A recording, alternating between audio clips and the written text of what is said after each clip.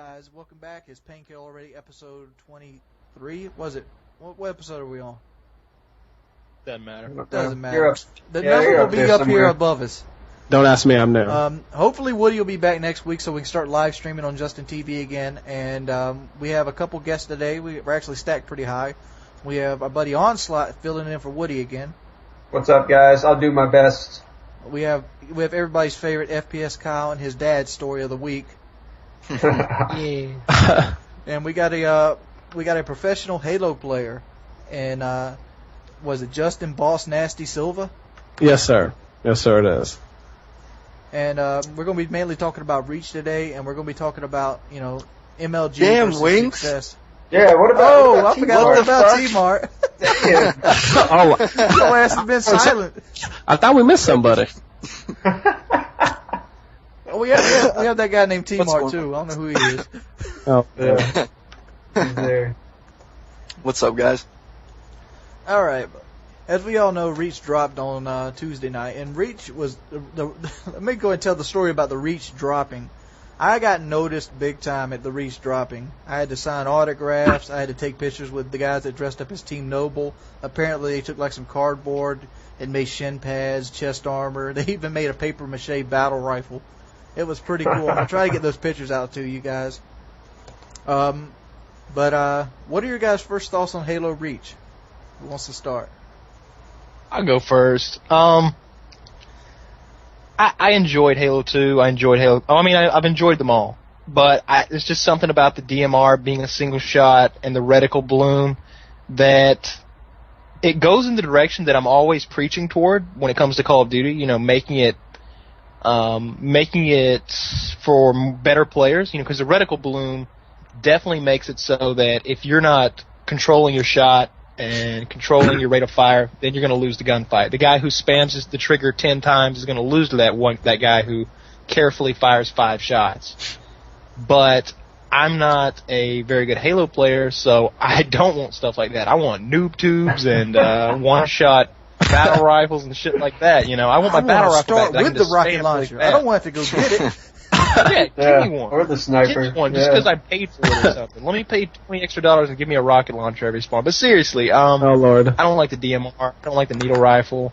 I miss being able to dual wield stuff because that's an awesome noob tactic, and you could just kind of spray the shit out of somebody, then melee them and pick your other dual. God. Oh weapon Lord. up again. I like the easy stuff that. Yeah. How Whatever. long do you think you'll be playing Reach? Do you think you'll be playing it for Me? a while, or do you think you'll go back to the Call of Duty stuff soon? I already quit. What are you talking about? I think the I've got first one night, game. the second night, I haven't played with you since, so I didn't know. Yeah, also, I've been trying to avoid his scrubby-dubby friends. I did fine. Oh. I haven't checked. You guys, you can check people's stats online. I don't know. My KD is probably somewhere between a 0.9 and a 1.2, somewhere in there. Just guessing offhand. I can go into a rumble pit, which is a free for all or whatever, and I can win those. And in a team deathmatch, if I've got good players with me and we're not playing against campers, then I can go 2-1 in a good game. But for the most part, I'm just not enjoying it.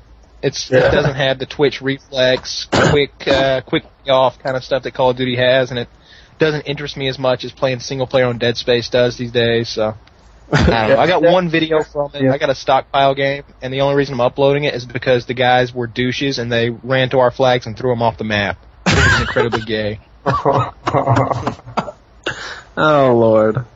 Yeah, it's definitely a change of pace if you're a solely or for the most part a Call of Duty or Twitch first person shooter. Like you said, I enjoy it. I like it a lot. The one thing, but I'm more of like a pure FPS player, I guess. I don't like the loadout stuff. I could definitely do without. Every time a game comes up, I'm selecting the pro version regardless. Most of the time, if I'm online playing, I'm either playing in the arena or I'm messing around in Forge. So other than that, I wish they had an objective game type in the arena playlist. But other than that, man, all the loadouts and stuff, it just annoys me. Like it really gets away from who's better with the rifle, But I hate the I'm liking grenades. Oh, Yeah, we were looking at Wings' stats earlier. How many deaths you have? Like, I don't know, how many? Over 300 grenade stats on actually killing me, and who knows how many assists the grenades put out on the battle rifle deaths. Yeah. I am a grenade magnet.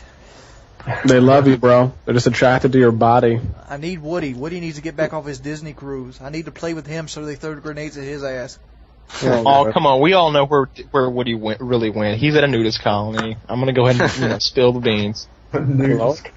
But yeah, I mean, as far as my take on Reach, this is Boss Nasty for everyone who doesn't recognize my voice. But one of the things I'd like to say is that I honestly think Reach, as far as I know, one of the big concerns was kind of expanding and broadening the skill gap in Reach coming out, because a lot of people felt that in games like Halo 2 and Halo 3, or excuse me, people felt that in Halo 2 the skill gap was very widened because of things like the BXR and the double shot and the quad shot. And, for anyone who's watched Walshy's, 8-9 minute montage video that he paid, a bunch of money for, you're really able to see how he is able to really use the full potential and utilize these side factors in a game where he literally widened the skill gap. Just because that was one of the big things he was known for. And as well as a lot of other Halo pros at that time, is he would just literally, I watch his videos and, he would literally just sit here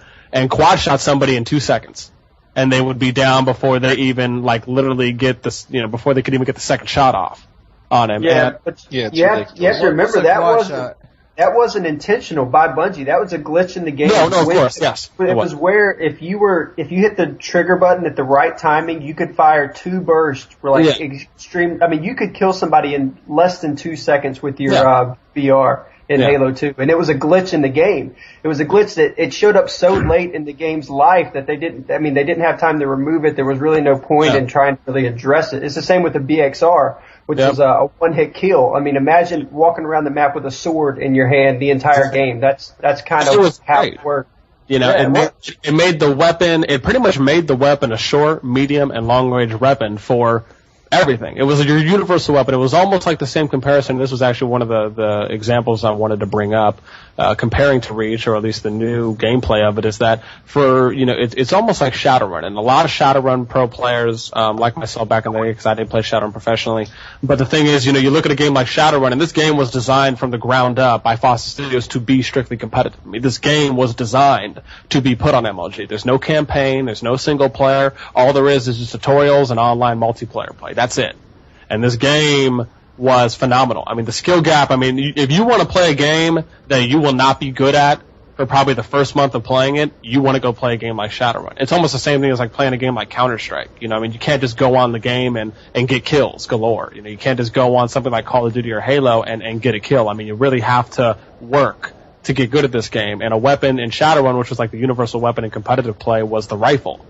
And a lot of people, the rifle, Shadowrun was phenomenal just because it was like really the first 360 game that really implemented Ridicule Bloom, which is what we see a lot now in Halo Reach, what we're going to be seeing when Gears 3 comes out, because now they're starting to implement Ridicule Bloom, because everyone's understanding that it really separates, like you were saying, Onslaught, which I completely agree with, was that it separates the people who spam the trigger to the people who think about how to shoot their weapon. And that's what it is. Yeah, exactly.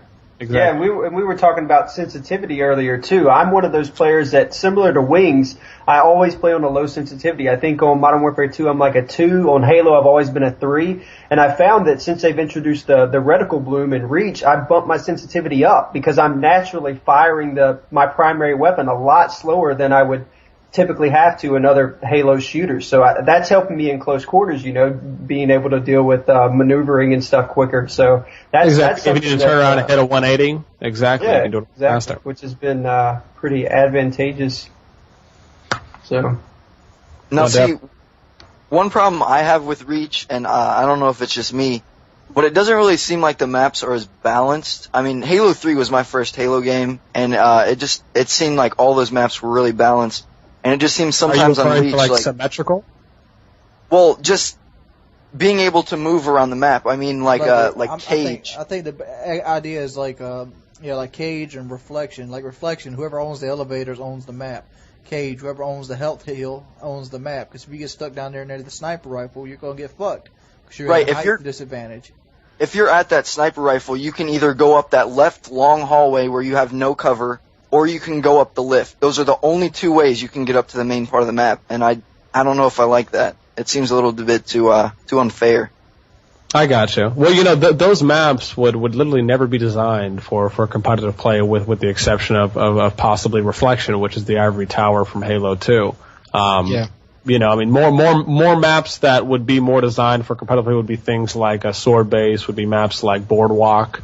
The more asymmetrical. Yeah. Zealot, I honestly hope to God that they do not put Zealot in, that MLG doesn't pick that map up. And one of the reasons is because I know a lot of people started coming out and saying, oh, well, they're bringing back midship, and midship's the new, or Zealot's the new midship. No, it's Derelict. It's Derelict from Halo 1 is what it is. No, yeah. Played Halo 1, it's really similar to that. There are a few different tweaks here and there. But I think if they cut off those vents that lift you out of the map, I think that could be a really competitive, because it's asymmetrical. There's only two levels, and I think it'd be a really interesting, especially for like an objective game like a CTF or something. I think that would be a really competitive map. Yeah, I could definitely agree. I think the whole lifting up into the air with the gravity thing, I think that's just doing way too much with the map. Yeah, and exactly. It's already, the map itself already has so much going on it. I mean, you could literally be a straight sneaky beaver, as, Puckett or someone else may say, just because there's just so many ways that you can maneuver around that map just from being on second level or first level on Zealot, that there's already so much going on. There's already so many angles that you can utilize and shoot from, and different ways of positioning that, it'll be a lot easier. It'll be actually pretty interesting to see how the transitions work from being able to have 2 to 3 to 4 BRs on someone all at one time. So hopefully they can make these adjustments. Yeah, I'm watching Walshy's montage right now, and I mean, the quad shot is, the quad shot's ridiculous, and the BXRs are ridiculous. I mean, It's crazy. I mean, I could pull off a BXR pretty consistently, but the double shot quad shot was always something I couldn't master. Yeah. He's hitting them very well. He's hitting like a pro. Did he record this shit with like a dazzle? Dude, look how old it of course. is. 2006. Yeah, back in the day. Yeah. It's like almost 5 years old. Well, This 4.5 guy's years. taking motherfuckers out like it's a fucking Call of Duty game. No, exactly. If you want to be able to really tell what's going on, watch the ammo count on his rifle. Yeah. Yeah, Exactly. and he wasn't even probably the most dominant player at that time either. Probably Ogre 2, which was on his competitive team at the time, was probably the best all around most dominant player. Walshy was known for the quad shots because he held his controller in it's called the claw. It's a different. I think you use your middle finger to fire the trigger. Yeah. What it was is your index fingers were used for your left and right shoulder buttons, and then and your middle fingers were used for your triggers, and you'd hold it almost like a claw, exactly. Yeah, and he was known for the quad shots, but there were other players that were, I guess, better all around players. But I mean, they had a dynasty, the team that he was on back in 2006, 2007. So. Oh yeah. Well, I mean, also because of that is probably just because, like most dynasties when they're created, is that they learned something and found something out before the majority did, and they utilized it, they capsized on it, and they kept training with it and attempted to maximize it to the potential of using it. And they, there was just no one else out there that was using it as much as they did, at least at that point in the beginning. So he's getting kill tax. VR, that's nuts. He's a Kyle. Lord, it's crazy. Yeah, it's a great montage.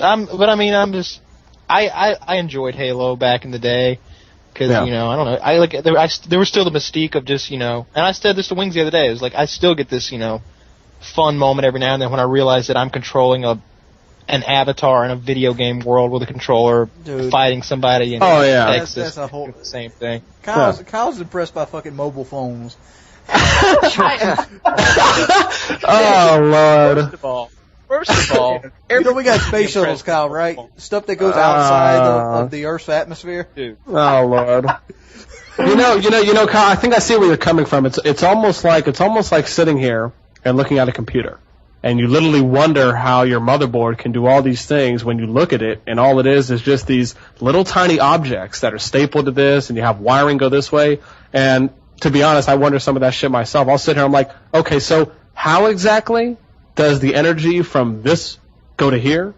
And I don't know if that's the same comparison, but I wonder some of those little things myself. Is like, how does this really work? That, but I mean, you know? Yeah, I mean, honestly, like I don't have any fun playing Modern Warfare 2 anymore. I don't have any fun. I haven't been having very much fun playing Halo Reach. I'm really hoping that Black Ops comes out and I can enjoy myself and I get the same feeling I used to. I want to run around again with a submachine gun like I did in Call of Duty 4 and have fun. That's all I want. I want to do what Walsh is doing right here on Halo. That's what I want to do. I got Halo. I wish we could still play Halo 2 on Xbox Live. He can't. It's not on Xbox Live. Yep. Really? You can always for it. If they came out with Halo 1's multiplayer on Xbox Live, that's probably the only game I would play. I played that game. No, you can do Halo 1. Not multiplayer. It's an arcade game. Yeah, I downloaded it, but you can't play against somebody else on Halo. Oh my god, dude, that is the most pure first-person shooter I've ever played. I mean, all it is solely about your shot and who has the better shot and who has. I mean, and that's it. I mean, it's a great game. Yeah. But, you know, I mean, to be honest, I'd probably say the same thing about. I'm sorry. Go ahead, Mark. No, go ahead. I was saying it. Oh, okay. All I was going to say was that when it comes down to pure shooters, you know, I would strongly have to say that I strongly believe that a game like Shadowrun would definitely compare to that. I mean, the reason I bring that up for the second time is because the lead developer, or one of the lead multiplayer developers from Shadowrun actually came on to Reach, as some of you may know if you did read about it, and he actually had a big hand in designing the multiplayer for Reach. That's kind of why you see things like the reticule bloom. That's why you see things like the decreased height of the jump. I'm sure some of you guys have noticed that you can't nearly jump as high as you did in Halo 2 or even Halo 3 as you can in Reach. And then you also, or for those of you guys who haven't played Shadowrun, like myself, and obviously because I have, is that, you know, when I throw nades, my nades that I throw kind of have like a rainbow elongated effect. Kind of like when you're throwing a nade in Gears or whatnot, is that you will notice that when you throw a nade in Shadowrun, it's almost like you throw it and it just goes a lot farther than,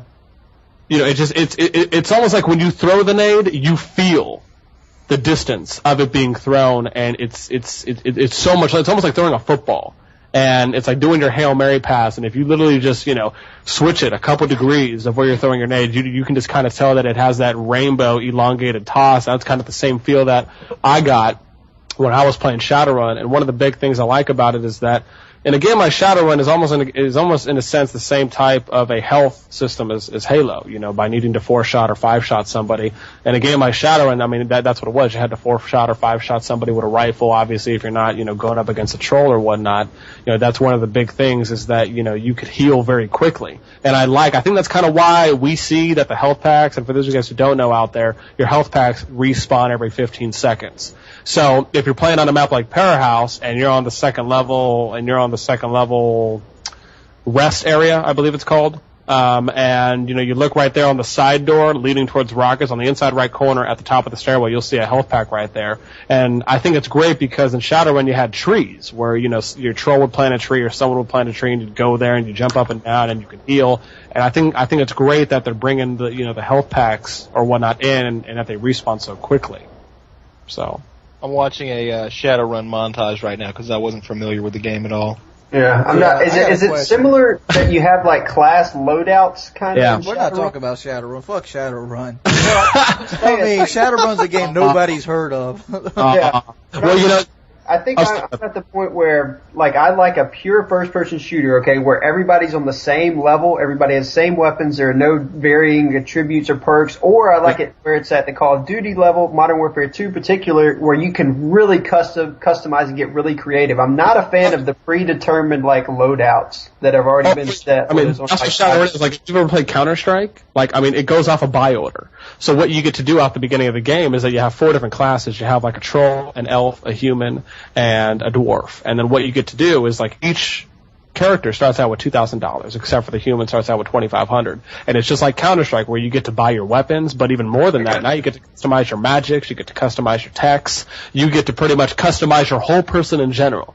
The only things that are constants are the character that you picked, your health bar, and your amount of essence, and then any special abilities. Like, for example, elves can heal, fly once their essence is all the way back up. Your humans don't take any essence bar locks from putting tech on their quick casting stuff. Those type of things. Yeah, I got you. I'm watching this right now, and for those of you who don't know what this game is, there's so much shit going on. Exactly, and it's very It's fact, you got teleporting. They're so fast paced, and I love it. I love Shadow. I think Shadow.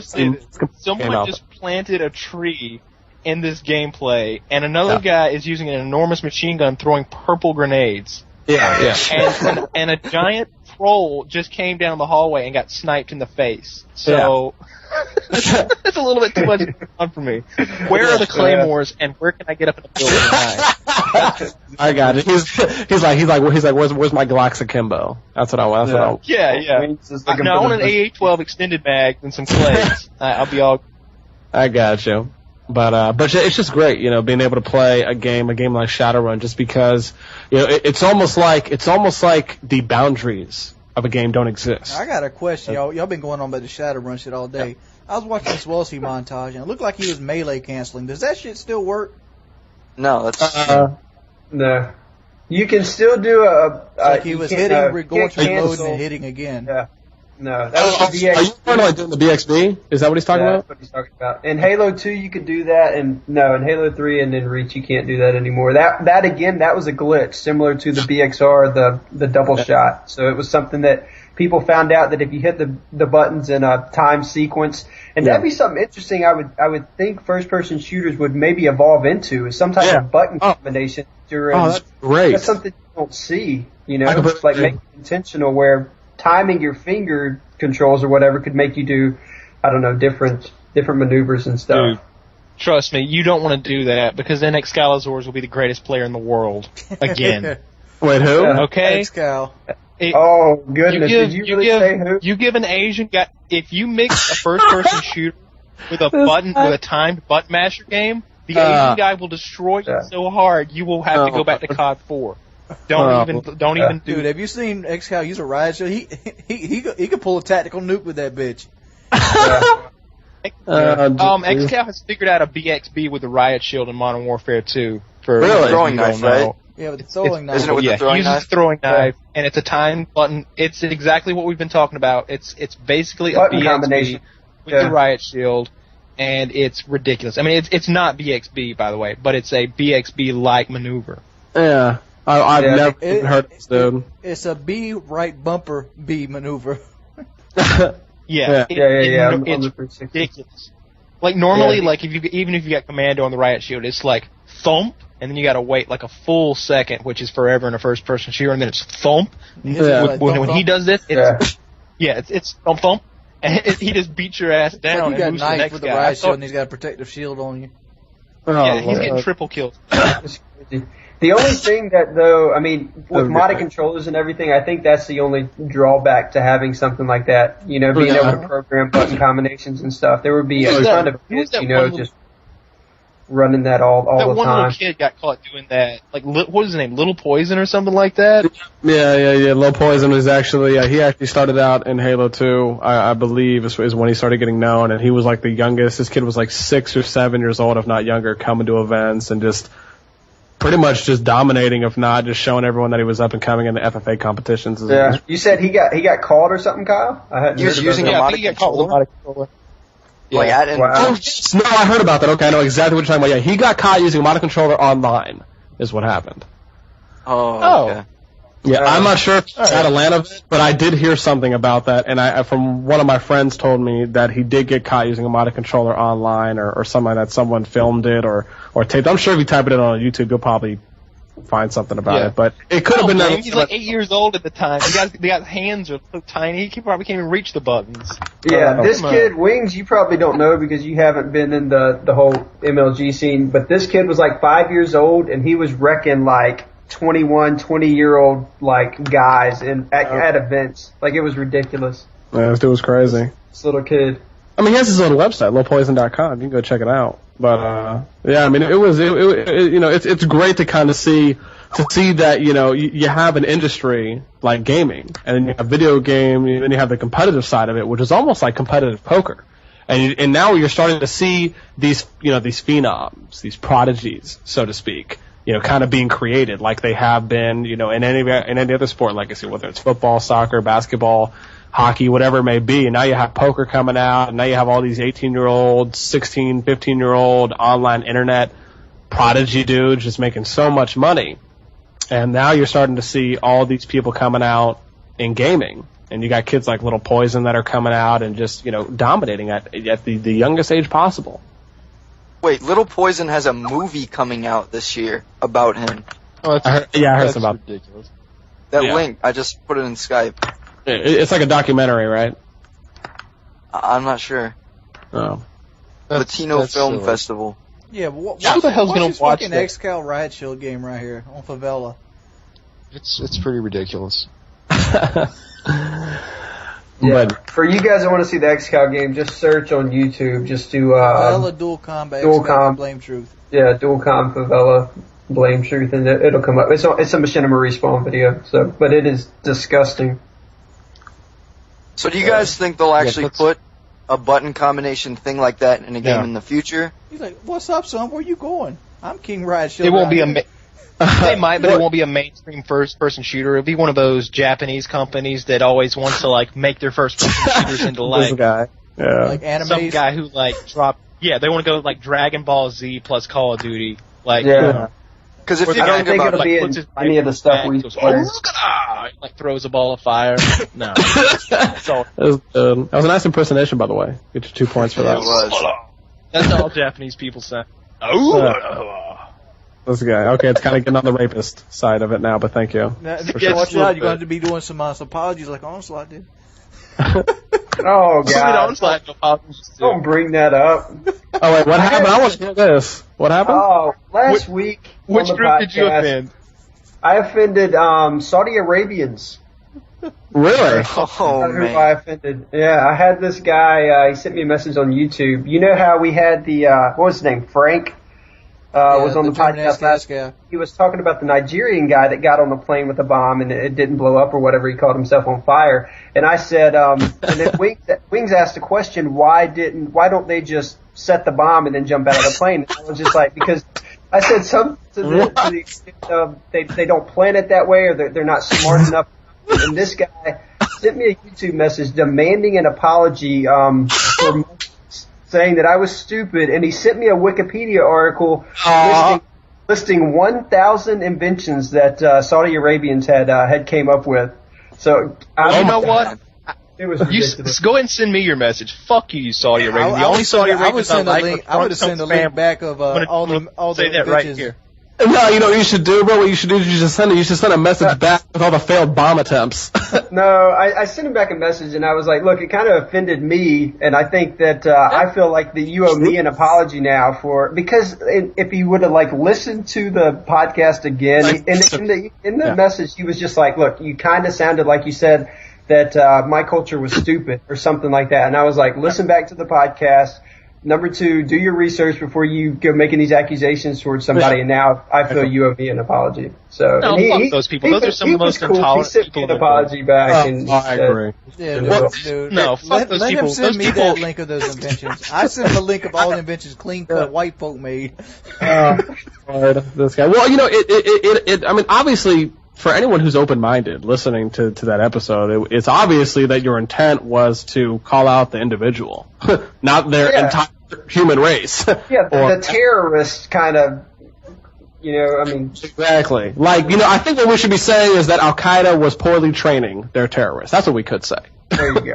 That'll work. Yeah, and this guy's offended. He's like, no, we train our terrorists well. It's what it's like. Just go through the advanced class. Lord. Yeah. Fucking assholes. They're all full of them. We have this standard American game which to simulate war on. I love when people are like, yeah, we invented this watch, the stopwatch or something, and I'm like, we invented street lamps in the car. Fuck off. The light bulb. The light bulb and the telephone. All I got to say about this, and this is going to come off extremely racist against Saudi Arabians, but I don't see any YouTube videos of American soldiers messing up on mortars and blowing themselves up. No, don't sure see it don't. happening. I think that's because our trainers are good. Not on purpose. Yeah. I think why it's because our people have gone through the advanced class. That's what it is. We went through the advanced class. I think it's because we know if we fuck up here, we're going to blow our face off. They go to Terrorism 101 and then they just go out in the field. You can't do that. You got to go to the undergrad classes and all that. Exactly. I mean, see, that's what happens when they try and copyright our how to successfully plan a bomb book. And they only ripped out, lessons 9 through 10. That's what I'm saying. You got to go through the advanced class to learn this stuff. For those of you who don't know what we're talking about, there's just get on YouTube and type like mortar blows up in terrorist face or terrorist gets owned by his own bomb and stuff like that. It's so funny. There's this one guy, he breaks out the RPG and he's like, Allah Akbar! And he goes to shoot it down this narrow alley, and he accidentally shoots the building right in fucking front of him, and it vaporizes his ass. No. Oh, Lord, I can't remember. And everybody's like, damn, Ahmed just got fucked. It's bad. And then there's another one where it's the exact same shit. Allah Akbar! And he drops the mortar down in the mortar launcher. It explodes right in front of him. Like, takes him out. Good stuff, man. I can watch that all day. Hey, I'm gonna watch it. It's like I'm trying to shoot. You see a whole barrage. I'm shooting like AK-47s at Abrams tanks.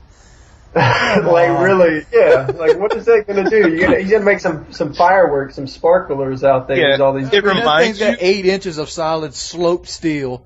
You think that It reminds me of the Halo campaign when like you'll be like boogieing on through this level like in a warthog or in a tank, and all those little grunts want to be like shooting the plasma pistols at you, and you're just like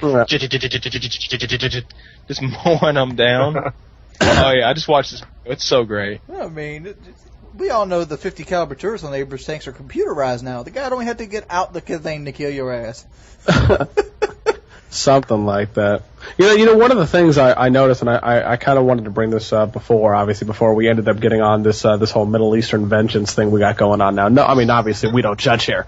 But, anyways, one of the things at least I wanted to mention too was, I think it was from, I want to say it was from Kyle. I think you made a comment, or it was Mart, one of you guys made a comment about how when you guys go into, Team Slayer or team game types in Reach, that you find yourselves not doing too well because if you're not playing with people that, let's just say, so to speak, know what they're doing or know where certain things are on the map, or people that just haven't taken the time to learn these things. And I find that that's probably the number one biggest issue with when a new game comes out, is that it almost seems like over the course of like when Halo 2 came out and Halo 3 and Call of Duty 4 and then Modern Warfare 2, that it took months, literally, for people to learn, to like learn the routes, to learn where people are going to be coming from, and, to learn where weapons spawn, to learn how long it takes to respawn, to learn just general call-outs or whatnot, because we all know that when you play by yourself, each individual kind of becomes adept to creating their own unique call-outs for areas on a map. And, someone could sit here and say cafe while the other one says red building. And you're like, oh, well, what's that? And one of the issues is because you don't see a lot of people taking the time, and I will definitely be watching that, kind sir. But, one of the things that we notice is that, I'm sorry, Kyle just sent me a link to the motor backfire. Apparently is the new title of the video now. But, like I was saying, I'm sorry. One of the big things that I notice, and that I've noticed, and that's kind of why I made this video, and that was one of the things that me and Jordy, or Wings here, were talking about, before you guys came in, was that I actually am starting to come out with these videos, and I've never seen anyone else on YouTube do this stuff, at least for the time I've been on it. I've never heard of anyone doing videos like the 2 that I've done so far. And what I do is I sit here and I go through all of the pretty much 8 to 12 player max competitive or very featured active maps that people play on a lot. So that's all the ones that you see if you play something like Team Slayer, the ones you see if you play Team Arena, the ones you see if you play Team Objective. And what I do is, they're about 10-minute videos, and I sit here and I go through where all the weapons are on the map. I show you, I break down, I let you view it from different angles, so everyone will know exactly where the weapons spawn on the map. I tell you how long it takes each of the weapons to respawn, and then I go over all the general callouts. And one of the great thing about me going over the general callouts is that for some of you guys who haven't played Shadowrun, if you watch some of the videos like you were watching, Kyle, you'll notice in the bottom left-hand or bottom right-hand corner of your screen, you'll notice that in Shadowrun they have callouts for you in there. And that's another feature that they implemented into Reach as well. In the bottom left-hand corner of your screen, they have the callouts for the area you're in. They're obviously not specific. They're very broad, with that being said. But, they're callouts nonetheless. And for all you, the beginner players out there, all the people that want to start out playing Reach, and you want to know where to go right off the bat to go get the sniper, to go get the rockets, to go get the shotgun, to go pick up a DMR, and you want to know how long it's going to take for these weapons to respawn if you want to chill or camp in an area and then pretty much just sit here and keep, power weapon controlling or weapon controlling all, the good weapons. That you would need to have to go ahead and be efficient at killing. You can do that by sitting here and watching my videos. You want to learn callouts if you go into play team games like Team Arena or Slayer Objective, and you're playing with other people that have mics, because obviously this isn't PSN people, and obviously that stands for PlayStation Network, where people don't have mics. Your mics do come standard with your Xbox. I don't think a lot of people know that though, because I do play with some people online that literally must not have never even opened up their Xbox 360 package to find out that there's a standard mic that comes with it, just because I'm starting to see a lot more people without mics, and I'm sure some of you guys could agree with that too. It's like, well, this isn't PlayStation. We're not buying a PS3 here where it doesn't come with a mic, people. But, Yeah, but a lot of people, they don't use the mic because that's not their thing, A lot of people agree. Yeah, some people don't. So. But anyways, like I was saying, that's just one of the things that my videos, or at least these videos that I'm coming out with, kind of allow, is for all the beginners, all the people that just picked up Reach, and I'm going to start doing these for all new games that come out, any shooters or strategy games, on my channel. I'm going to start coming out with all these videos that go over these things. So all the beginners, the people who just picked up the games, you guys can learn where all these things are the instant moment you pick the game up. And, that's one of the biggest things I notice, is that people are just completely unaware. They have no idea where these things are on the map. They have no idea where to go, and they're just either following whatever someone else is doing, and going out there and dying in no man's land or in the middle of the map somewhere. I like those guys. That's the ones I get my kills off of. Right. I mean, you talking trash about them. Keep doing what you're doing, players. I'll go where the rocket spawns at. You guys stay off YouTube. That's not where you want to be. Keep that mic in that box. Oh, jeez. I need to get me some clips. Oh. Hey, watch that last video I sent you guys. That's glorious. Who is this? Old woman shoots MP40 machine gun. Oh my lord! Don't anyone She's right in the toodles. In a wheelchair. Oh my gosh, this is so pro, dude. What is going on? This is like some ancient dinosaur lady, dude. Oh, this is like your average 70 or 80. player. She's in a wheelchair. She's got an MP40. She's like, way overpowered. Yeah, MP40 is OP, my friend, because grandma can it. Yeah, for the listeners, just search MP40 machine gun on YouTube, old woman, and it'll come up. Oh my god, dude, that old lady goes, bro. I mean, we're talking gray. We're talking pure gray. That's white. That's beyond gray. We're talking about the kind of woman that you make sure the life insurance policy is up to date. Actually, with a gun, like. I wouldn't even get close to her holding that gun, dude. Like, just watching this video makes it look like she's about to turn on whoever's holding this camera. For real, dude, she's gonna hit it one-handed too, full like straight Scarface style, where she's got one hand on the wheel in the wheelchair. She pushes it back to do the 180 spin, and she's doing like the 360, Scarface Tony Montana shootout. Oh my lord, that's crazy. She's got her fatigues on too, man. She's ready to go. Oh jeez, that's too too funny. fun. Old lady hair that kind of puffs out. It looks like, just imagine like a cotton ball, like the size of the old lady's head. Oh man, dude, it's like one of the, it's like she looks like a little Bijan. All right, let's go and cover a topic that we did last week before we go and get out of here. I wanted to know your guys' opinion. Maybe throw it out there. I'm a big movie buff. I know Kyle's a movie buff, and let's give your opinions on the best sequel that overdid the original. That can be remakes as well. And let's give a brief explanation. Let's start with T-Mar since he did much tonight. Honestly, man, like, I really don't watch that many movies. Like, I'm gonna be completely honest. You've watched enough movies to know what sequel is better than the original.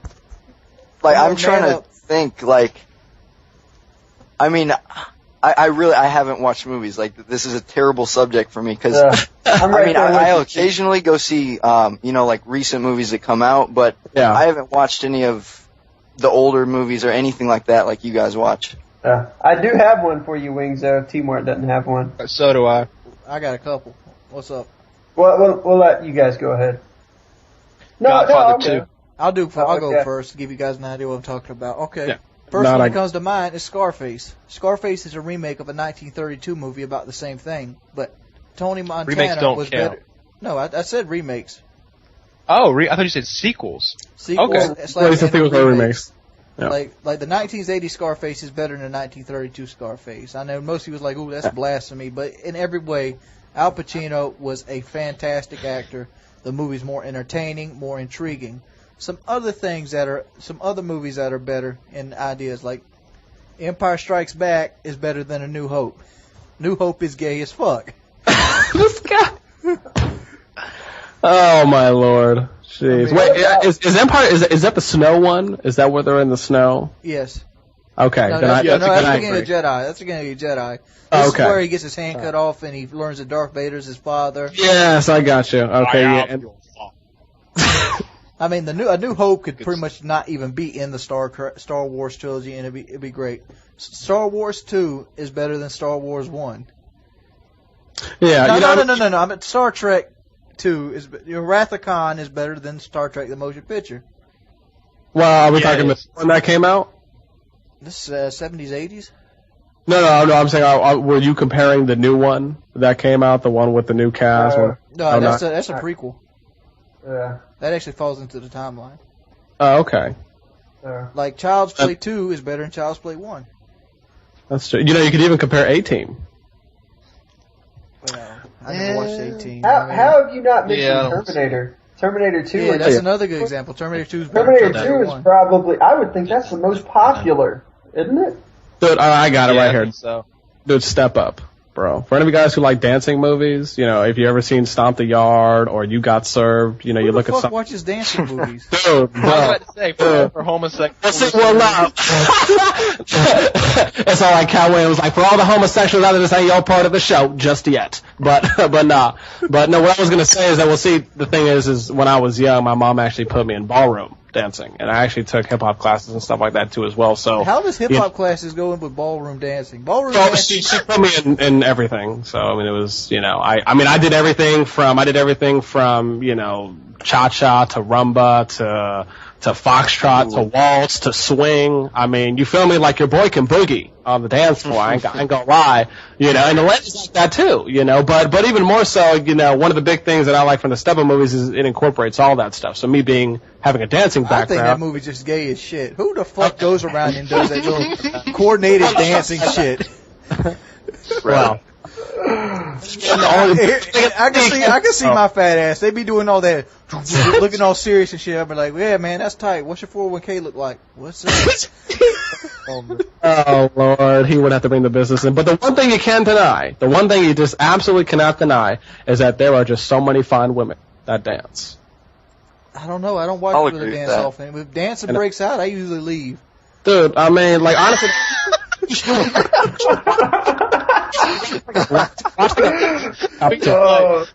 hanging out and everybody all of a sudden starts breaking into dance. I get the fuck out of there, man. Oh, yeah.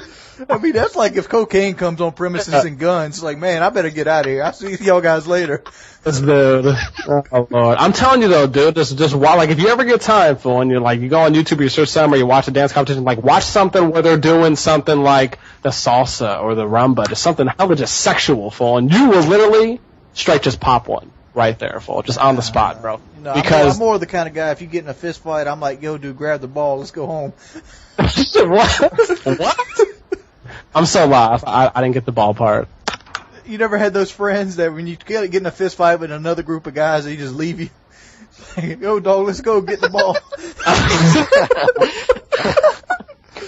That's fucked up, man. I'm not gonna hang out with That is fucked up. You got, jeez. Shit, I'm ugly enough. I can't have my face rearranged. I gotta bring back some guns. Me and my cousin were in the front yard one day, and these guys came up and wanted to fight. We've been having an issue with them for a long time, and our other cousin, it was also there. JB was there, and as soon as these guys show up, there's three of them they're like after us, and as soon as these three guys show up, JB runs into the fucking house, and me and Scott are like look at each other like, where the fuck did he go? So me and Scott beat these three guys up by ourselves, and we get a little messed up ourselves. I got hit once in the face. I was mad. I would go inside. We're like, hey, we just beat those three guys up. Where the fuck are you? He's like, I've been in here looking for a knife, man. I can't find one. I'm like, pencil drawer. He's like, bro, I was trying to get back in the fight as quickly as I could. I'm like, dude, first of all, it wasn't a knife fight. Second of all, if you wanted a knife, they're not that fucking hard to find. Go to the kitchen, dude. They're in the drawers. Oh. Dude, was he in the bathroom when you found him looking for a knife? No, he was in the backyard. He was in the back bedroom, man. Like they aren't even fucking that whole scenario would work different around my house. Some guys, three guys walk up the fire and be like, all right, I'll be back. I come out with a shotgun. Who wants to get off my property first? Let's have a race.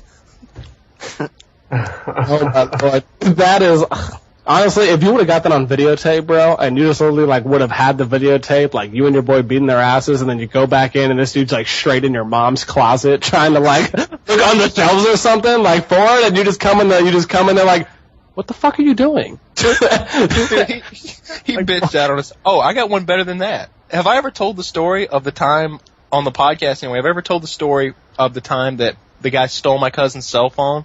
My cousin calls the cell phone, the guy answers, and he goes, hey, dude, you must have picked my cell phone up by mistake. And he's like, no, I didn't. It's mine now. Oh. Well, this is direct and honest. So yeah, we're at a party.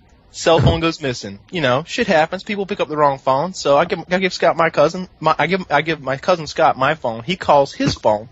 Dude answers, and we know the dude. It's like, wow. Oh, hey man, what's up? He's like, not much, dude. He's like, you got my phone, man. You got the wrong phone. He's like, no, it's my phone now, bro. And Scott like looks at the caller ID to make sure he's called the right person. He's like, nah, dude, that's my phone you're holding. He's like, nah, man, shit's mine now, dog. He's like, dude, I'm gonna come get that phone back. He's like, suit yourself, man. Come on. So we're like, all right. So we go to dude's house. Dude lives in a double wide trailer, and he's got one of the really high porches. Like people like in the cities may not know what this is, but the porch is literally head height. Because like if you put a trailer on like uneven ground, then the one end of the porch is often really high off the ground. So we get in this guy's house, and and the guy's out there in the yard. Scott goes up to him. He's like, dude, I need my cell phone. He's like, you're not getting it back, dude. He's like, dude, I'm going to whoop your ass. You don't give him the cell phone. I'll take the phone back. He's like, fuck you, man. Come on. So Scott just lays into him, starts beating the shit out of him, beats the guy down pretty good, takes the cell phone off the guy, plus all the guy's money because he had to pay me for gas. And he starts walking back to me. Yeah. Well, I turn around as well. And we didn't notice that shithead grabs a heavy-duty broom handle from somewhere. We don't even know where he got it. Maybe he had it up his ass. But he gets it fast.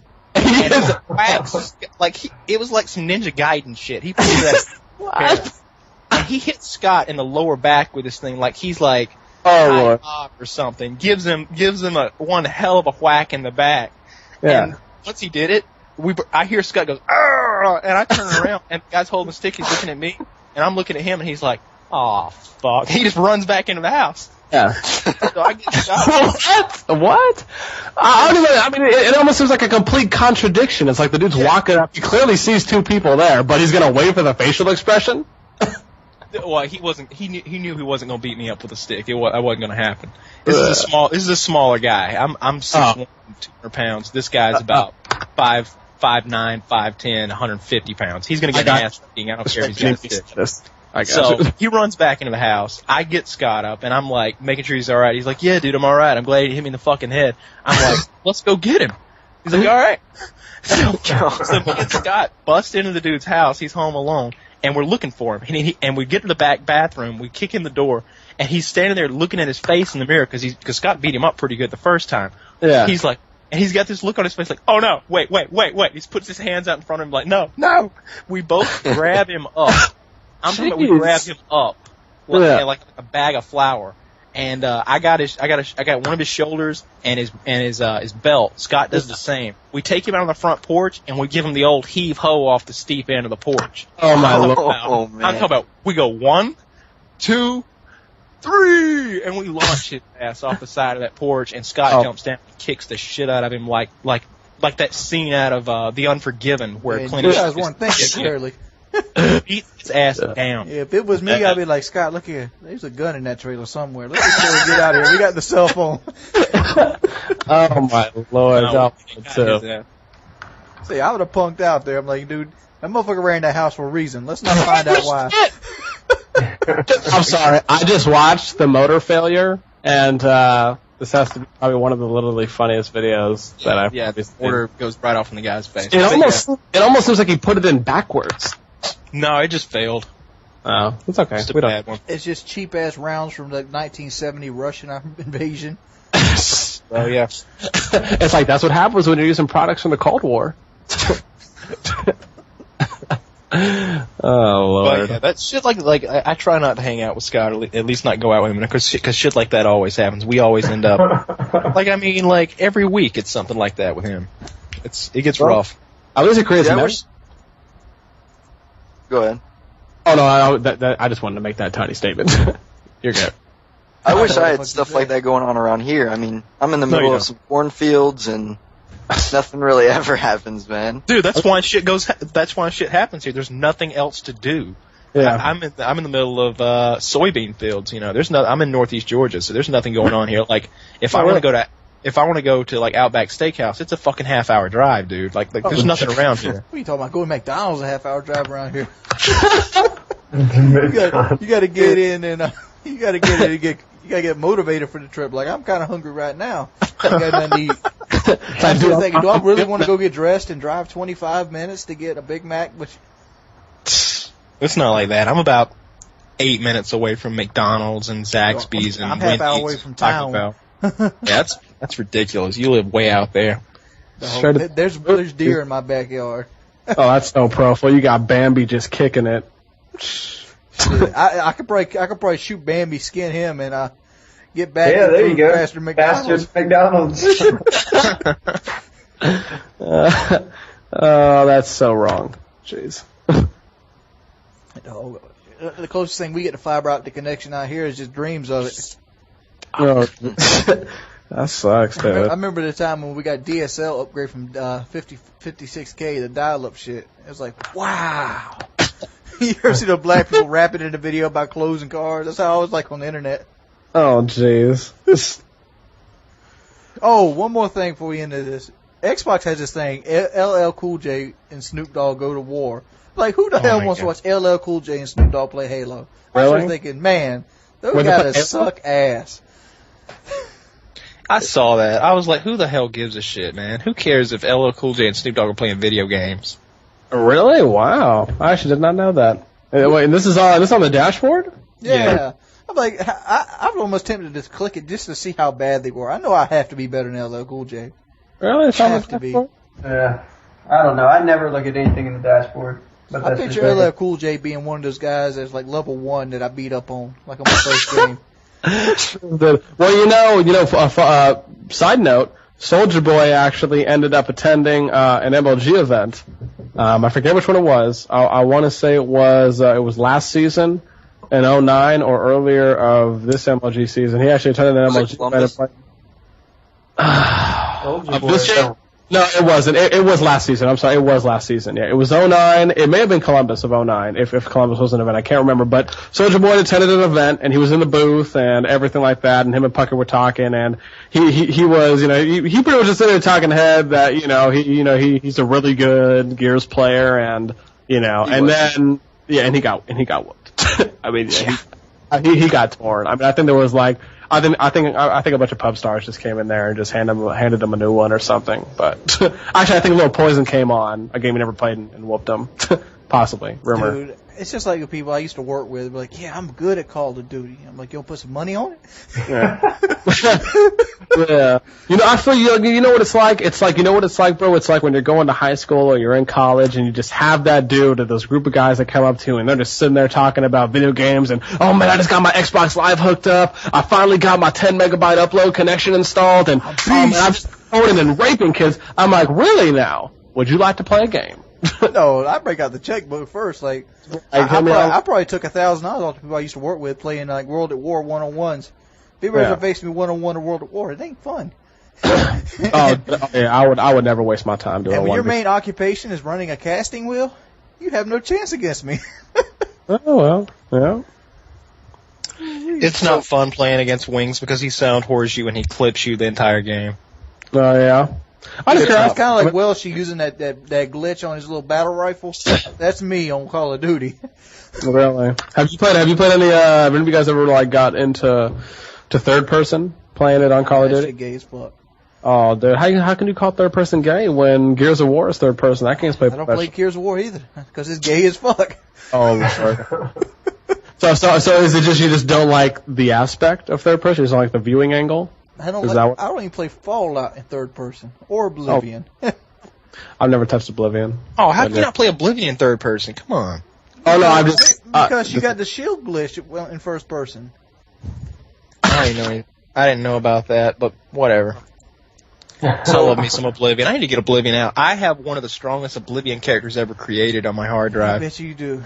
It's like this people at work surviving a round of World at War. Lord, my Oblivion character is so strong and so fast that if he starts sprinting and then jumps, he can jump out of the cities. And I bet you if you run into two cave trolls, they whoop the shit out of him. No, dude, you have no idea how like powerful and strong my guy is. My guy's got like a fucking mage staff that does like 100 points of damage or some shit every time you shoot it. I got like 20, and back at one of my houses, I got every piece of armor. Yeah, that's right. I own all the houses. One of my houses. I have 300 hours in Oblivion. The reason I don't play it anymore, the reason I do Let's Plays, I've done it all. I should make a Let's Play where it's like a Cribs edition of Oblivion, where I just take you to one of my houses. You got all those display cases? I carefully put each and every weapon in the display cases that are in the game. I have like, all the glass knives and like all the glass weapons and the what are they, ebony weapons, everything. You got the Umbra? Yo, fuck, dude. You get the Umbra at level 1 like your boy? No, I got Umbra at level 25, so that thing is beast. That thing is nice. I be stealing souls left and right. I'll be putting them in those soul gems, ranking my shit up. Okay, Ghost Rider. Jeez. That's right. I don't fuck around with Oblivion, man. I told you I have 300 hours in that shit. I sucked at Oblivion. That's ridiculous. Dude, Oblivion, I got like a ranger to like level like 40, and cave trolls just started handing me my ass. Like, here, would you like to play Oblivion? No, I'm good. No, I can kill a cave troll with one hit, dude. It's nothing. I got weapons that are doing like 1,000 damage. They got like poisons on them, and I got like super fire arrows. I'm telling you, I have explored every inch of Oblivion, and I've gotten every single weapon, every single tool and ring and hat. I've got a magic hat, dude. So fuck off. Magic hat. Magic hat. It's almost like the Mad Hatter in Alice in Wonderland. That's what you got. He's also the Thief Guild Master. The absolutely. The Fighters Guild Master. Absolutely. This guy. The Archmage. I've got the. Dude, you know what you sound like, bro? You sound like you need to go play some WoW. Yeah, fuck that shit. That shit's WoW gay. is like punching a fucking time clock, dude. Yeah. That was actually a great analogy. I mean, I had more fun going to work than I would, because I get to talk to my friends when I was at work. Yeah. Wow, I just got to collect flowers and deer venison and. Oh my god, dude. Yeah, dude. It's almost like, it's like, you ever see that movie, you ever see that movie Surrogates with Bruce Willis? Yeah. Yeah. Okay, you know what? WoW almost reminds me of that, just without being teleported into the world It's like yourself. It is like that. It's like it's literally all consuming. And I'm not saying this necessarily a bad thing. I'm just saying that the people who are in that stage that they play WoW literally like nonstop. I mean, there needs to be a point where you still need to be aware, of. I don't want to say your everyday life because I'm not trying to sound like anyone else out. Man, be quiet. You get to do your everyday life in between the Falcon rides. No. So I'm not even on that level of all those other people who sit here and call up, gamers like us nerds and say, oh, you don't have a real life. I'm just saying that there's a point when you literally consume yourself with playing that game all the time and you are just completely unaware of anything else that exists. And those people that are literally straight, My brother was addicted to WoW for about a year and a half. And he would literally deal with everything in real life in between the Falcon rides to town. Like, there's like these big ass birds you can ride on it, and it takes like 15 minutes to fly across the world. He hit that, he'd go take a shit, take a piss, get something to eat, drink, and then come back and play. It's like, wow, yeah, that's too much. That's like scary almost. I was like, damn, son. He's like, I gotta get this sword, dude. Like, you ever from that big hill giant? He's like, yeah, dude. I think it can 6 hours to get this motherfucker, and this guy right here gonna be flunking. He sucked. Like, I think it would be completely for playing Dungeons and Dragons. Exactly. I mean, I agree. I think it would be completely different if he was doing the same thing and he was making money gaming. Now, that aspect, that concept, that comparison is completely different. I mean, that's someone who is, it's like a career, almost, except this dude's doing it casually. You know what it's like? It's like all the gamers out there that claim they play competitively, but they just keep wasting the $50 a year on Xbox Live and never making any money in return from winning tournaments or going to events or anything like that. That's the same comparison as a casual gamer who plays WoW, spends $15, $20 a month or whatever package you feel like buying for the 6 month of your subscription to WoW, whatever it may be, and you're not making any money in return from the gaming. Now, obviously, if you have a stable job and you're already making good money, then that's fine. I don't care. You can do whatever you want with your life. That's your money to spend. But if you are someone who is not, making good money or whatever it may be, and you're working for ends meet, or even just people who are making good money, and you sit here and game, or you're someone who claims to be a competitive gamer and you're not making money from gaming, in a sense, to me, it just seems like you're kind of wasting your money doing that. One thing that when we were talking about this before the podcast, one thing that has really struck with me lately, and I just laugh about it whenever I think about somebody like Fear Moho. I'm more of a professional gamer than Fear Moho will ever be. Yeah, we were so is Wings. Really? So is Flamer and Excaliburs. All right. Well, think about what you've made more money. It means. Oh, absolutely. I've made more than Fear Moho ever will. I made more money. You look at more money this month than Fear Moho has his entire MLG career. It's just, a professional. All right, let's. I'll give you the exact definition of the word professional. Because people think it just means you're good at something. No, you're paid to do your art, your craft.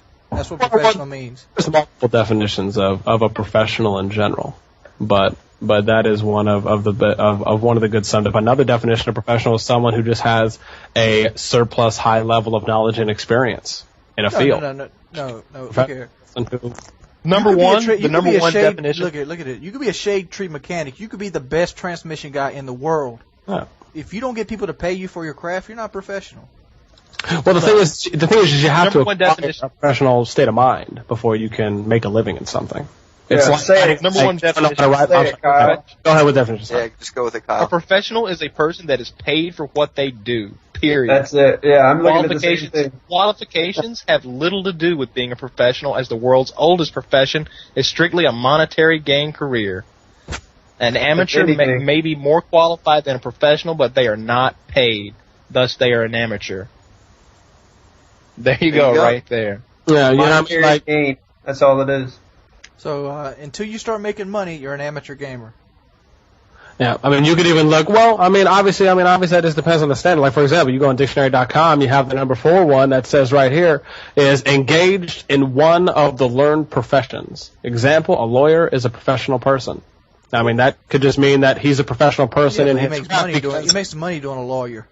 Oh no, of course. But I'm saying, like, for example, he could be a professional lawyer, just graduated out. I don't think you could be a lawyer. I don't think you can go to an arbitrary trial without getting paid. Oh no, of course. Oh no, you could. No, but the thing is, a lawyer is kind of almost, I guess you could say it's almost. That's why they call like football players professionals. Like So. Billy can do a running back for his local team where he pays them money to be on the team, but Emmitt Smith didn't pay the Dallas Cowboys to be on the team. They paid him to be on the team because he was a professional running back. Right. Well, look If right you're here. in- This definition has nothing to do with making money or living. It says following as a business, an occupation ordinarily engaged in as a pastime, hence a professional golfer. So they didn't mention that he's making money or he's living off of it. They just said that is his passion or the occupation that he follows in, and he's like good enough. Like T Squared is a professional gamer because he makes money. Welsh is a professional gamer because he makes money. I guess like Team Envious would be considered professional gamers because they make money. Yeah. But it's not as much. But like I said, I think we got into the whole concept that, pub stars, like what we're doing on the YouTube, we make more money than the MLG circuit does, like gamers wise. Not Halo 3. Not some of the people on Halo 3, but Well, that's I've heard- not from. They don't make their money from competitive gaming or from winning the tournaments. They make the majority of their money probably through sponsorships. Like GameStop will contact them like, dude, we got a Reach signing. Will you come here and sign some copies? They did that for T-Squared. He showed up to a couple GameStops over a couple Halo releases. He did it for Halo 3 and did it for Reach. What was the first place prize for MLG Raleigh? Do you know? It's, Tim? $20,000. It's $20,000. Divided, Always. so that's 5,000 a piece, right? Yeah. yeah, every Not event is including $20,000, a coach, whatever. Well, coach except for you get. nationals. So and then nationals is $100. yeah. So I mean, usually they run like a 5. They usually run like a 5-event stop, which is your first 4 regular season events, and your 5th event is. If you're really your good, nationals. you can make a nice living. No, yeah, I mean, obviously you'd have to place. Honestly, if you think about it like this, your team could just win nationals and make a living right there. Because obviously that'd be $25,000 split, and then But your 25,000 30%. you can't live off all year. Yeah, that's not a living. I wouldn't say. No, well, I mean, something you live off of for a year. Dude, I could live off $25,000. I could. Yeah, but we I could live off $20,000. As a obviously gamer, that's good. the I used to majority make of 45 and I struggled. the majority of players are obviously not playing video games to make money. If you're in this to make money, if that's all you want to do, Cater to the guys who suck.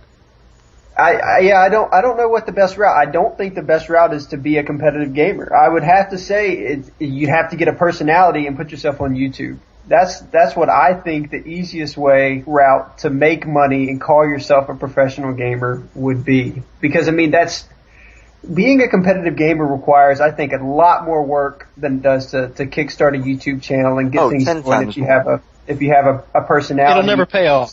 that's The over- time you put into being a pro quote unquote gamer will never pay off. I mean, if you're making $5 an hour, it won't pay off. You know what I mean? Yeah. Like if you got paid $5 an hour for playing for as much time as people put into the game, like dude, just go get a real fucking Yeah, job. I was talking about Welsh used to put in 4 or 5 hours a day on his 4-shot.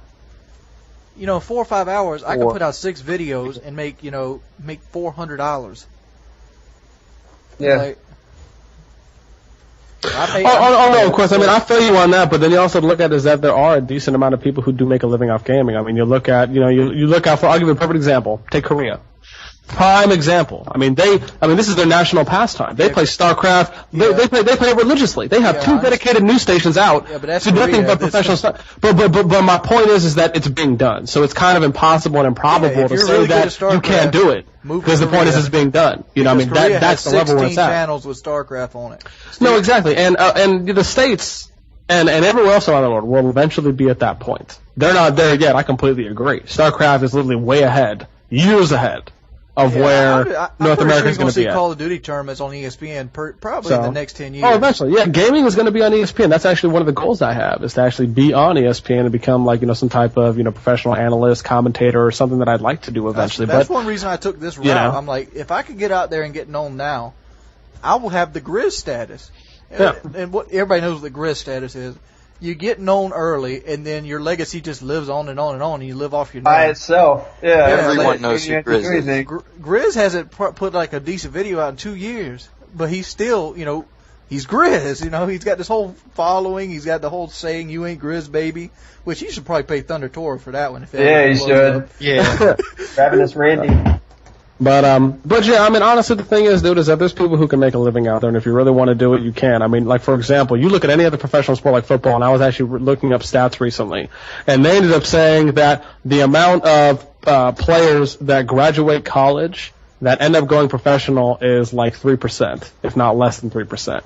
Of people that that graduate, or something even less than that. And you have to look at too is that, but this is the difference, and this is the difference you have to look at, is that football teams, there's a lot more people. The ratio to people on a football team compared to on a gaming team, you look at a team of 4. We're looking at a football team of what, 50, 60 people, if not more. So of course you look at these other types of professional sports, and yeah, it's going to be a lot easier to get out there and make a living in a professional sport like football, soccer, basketball, these things where they require a lot more people. Just any number. It could be 5 more people on a team than on a team of 4 in gaming, and your chances are still better.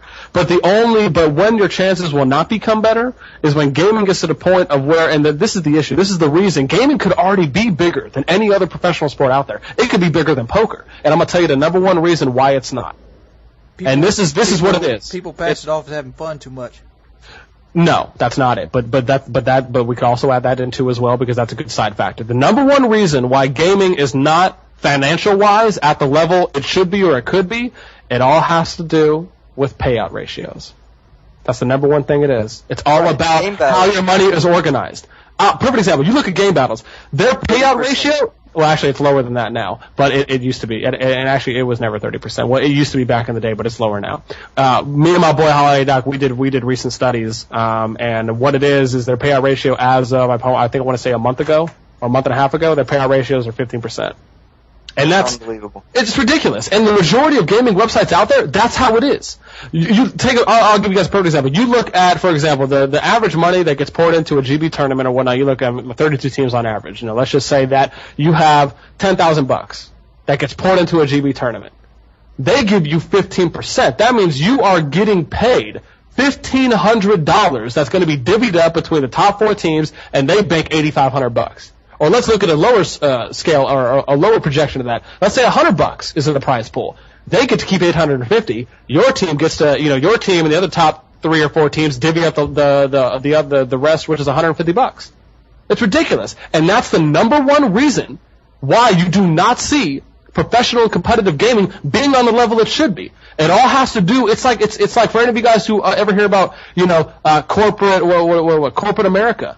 How they're always just trying to juice you all the time. They're always just trying to screw you over and do all this type of stuff. That's really what GB and all these other people are doing. Granted, their money, and I will say this for the people out there who don't know where the money goes to from game battles, the majority of their money from tournaments go towards paying for events and stuff like that.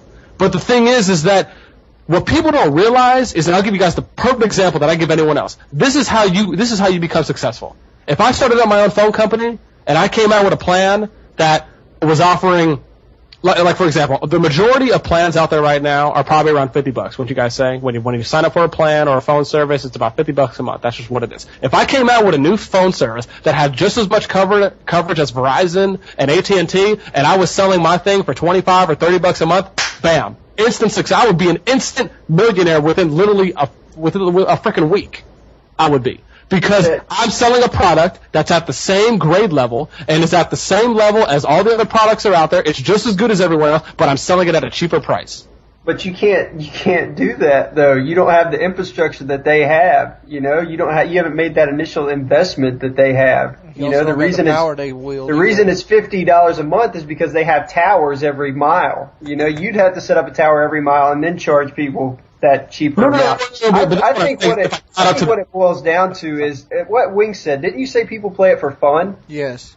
Yeah, that's what it is. People join these tournaments not solely to win money. People enjoy competition. Gaming is definitely not looked at as a venue to make money. It's not looked at as a sport. People don't grow up either. saying. It is looked at as a sport. It actually got proclaimed a professional back in 04. I would say 98% it is considered a sport. I believe this, but the fact is most people don't look at it. You go on a YouTube video right now, you go, is video gaming a sport? 80%.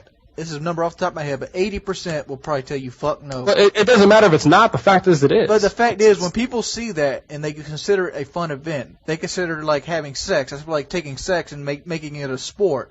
People don't want to do that because everybody does. Hey. Everybody has access. You've to never it. seen me in action, my friend. This guy. But you understand where I'm coming from. People want to see video games as something you do for fun. Until people get over that gap. Every other sport used to be looked at like that as well. Yeah, Football, but video when game has to get over soccer that first gap. came out, when poker first came out, they all used to be looked at as fun. And now look at where they're at. I mean, but it's gonna I'm happen saying with that's the gap we're going at. Video game has to stop being looked at as a form of entertainment and a actual sport, just like football. I People completely train agree. all their life for football. You train hard for a sporting event. Like I'm working my ass off trying to get good at Halo Reach now. The reason I keep playing Halo Reach is because I suck at it and I don't want to suck at it, and it pisses me off. It makes me feel bad. Those are the kind of emotions you should have. You should feel bad when you do bad. Makes me feel bad. I mean, literally, if I go negative, I feel bad. I'm like depressed. I'm like, damn. I want to go eat some food after I lose a game. Yeah, you could be like Kyle and just move back on to Dead Space though too. That's where it differs. Yeah. You know, I mean, if you're talking about game battles, the reason game battles only pays out 15% or whatever it is you guys came up with, the reason is they pay that out because that's what they can pay out and still get people to play the tournaments. They'll probably keep dropping. No, I completely agree. But see, the thing is that the majority of people that compete in those tournaments are completely unaware because they haven't sat here and did the math. They haven't done the stats. They haven't done the research to see that they're completely getting fucked, which is pretty much what's happening. Yeah, but they're 15, 16, maybe 17 years old playing in these tournaments.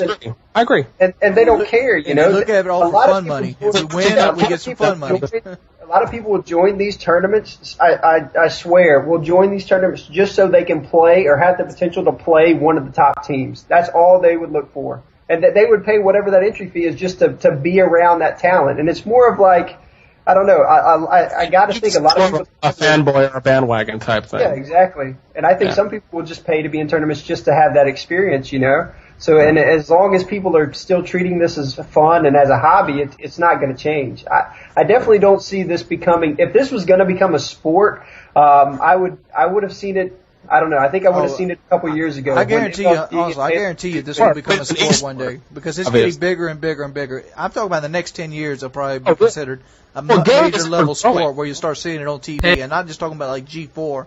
I'm talking about like ESPN. We'll have like an MLG tournament event where they have announcers and shit. You know, there'll probably be like whole gaming channels created for basic cable. They've had that. ESPN has had a MLG or a gaming. But I'm talking about when people actually start getting excited for it because even the older gamers are starting to get into it now. Right. Well, they only used to have Madden Challenge. I think that's what you're talking about, Slot, is they had Challenge, and then they did come out with some little clips and stuff from MLG. And MLG actually used to do a thing on USA Network back in 05 or 06 and 07. I watched those. That was that's what I was thinking. That was where they had their chance, you know. And I honestly don't see it getting big in the next 10 years. I can say that. I don't see gaming getting to being where it's considered a sport by the average Joe. Oh, dude, honestly, it's going to be there within a couple of years, just off what I'm doing with it. I'm just saying, it's a breeding thing. I mean, Hitler. I'm going to give you a Hitler quote here. Oh, Lord. Here comes a Hitler quote. One time, Hitler was walking through a city in France, and a guy said, "You'll never stop me. You'll never stop my camp. I'll never give up." And Hitler looked at the man and said, "It doesn't matter because your children is already in my camp, and once you die off, your children know nothing but my rule." And I've already defeated you. Yeah. That's the whole aspect here. The older people are never going to admit it as a sport, like, you know, the people in the 30s or 40s that aren't really into games. But the fact is their children are playing the games. And when their children play the games, they're going to pass the games on to their children and then to their children. And then it's just going to take over and take form. Well, that's the same form as the Hitler's comment there. Yeah. I feel you. I mean, like, you know, the big thing to look at is look at it like this. And I'll tell you right now, the reason I say that gaming has the potential to be the biggest sport in the world, I mean, I'm talking bigger than frickin' poker. And the reason for it is because if not as big as poker, exactly. But the thing is because it's all about convenience. And that's what it's about. It's all about accessibility. And the reason why gaming is so convenient, you don't need to go to the store to buy gear. I mean, in a sense you kind of do. You don't need to go to, like, you know, some type of gym or gymnasium. You don't have to, you know, change your clothes, go take a drive somewhere. All you have to do is pull the covers off your body, step out of your bed, walk 5 feet, turn your box on, and you're making money. Just like poker. You turn your computer on, you're already making money. It's all about convenience. All right, we got to wrap this up soon. Anyway, but that's been Painkiller already. Episode. We kind of got all the random MLG here. You know, we ran it over a little bit, but this has been Justin Boss Nasty Silva. I'll put his channel in the link here. You guys check him out. He does gameplay walkthroughs like TMart. And speaking of TMart, he was in this podcast as well. He just never spoke up. Wake up, T. Dude, I don't even, like, you guys were talking about Halo, talking about all this stuff. I don't have a clue. Never. I came into gaming in COD 4, and that's all I know. COD 4, World at War, Modern Warfare 2. That's what I do. Well, we got some Hitler talk in, so that's always good. Exactly. Thanks for the quote, by the way. Hitler was basically a form of Nietzsche. I mean, Nietzsche was a big influence to Hitler, and a lot of my Hitler quotes are Nietzsche teachings. And I mean, I don't know how many followers of Friedrich Nietzsche, but he was a German philosopher. All right, Professor Wings. I think we should end it. I think we should end the podcast. Peace, guys. Later, guys. Peace.